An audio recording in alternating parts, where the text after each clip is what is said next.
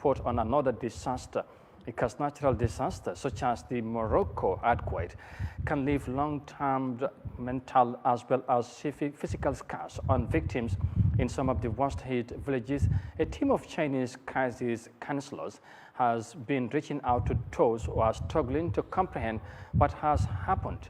And here's more details of that in this report. Tears flow in the village of Tiguramine.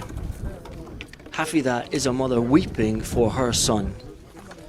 She is dealing with the aftermath of the earthquake and trying to care for a son with epilepsy. Another tremor rattles the village as we arrive.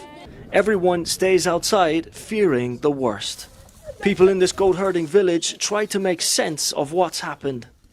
Hafida fears for the future. We need homes and care. We sleep outside, don't rest well, and are filled with fear. Tiguramine village lies less than 15 kilometers from the epicenter at the heart of the Atlas Mountains. And while the people here may have been spared the worst of this catastrophe, physical scars healing, the mental trauma will take much longer to repair. Timothy To has arrived in Morocco from Hong Kong, China, with his post-crisis trauma team. Travelling the treacherous Atlas Mountain roads, they arrive at the village.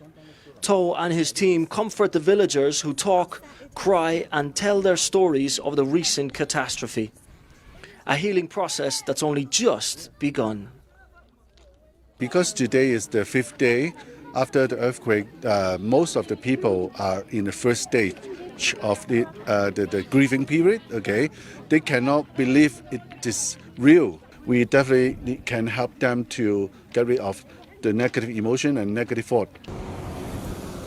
Dozens of villagers are in desperate need of both physical help and psychological support. The earthquake has left deep wounds. Experienced in trauma treatment, this is the 27th disaster zone that To has visited to provide post-crisis relief. His recent earthquake experience from Turkey and Syria, as well as Sichuan, China in 2008, is invaluable. He says failure to treat trauma can have long-lasting consequences. Obviously, we understand that physical support is the most important in the first stage, but you can't believe that if the people, they have their house rebuilt, they have their food, very good school rebuilding, but they could be, suicide or maybe to do something harmful. To and PCCN are providing trauma care now and for the coming weeks in Morocco.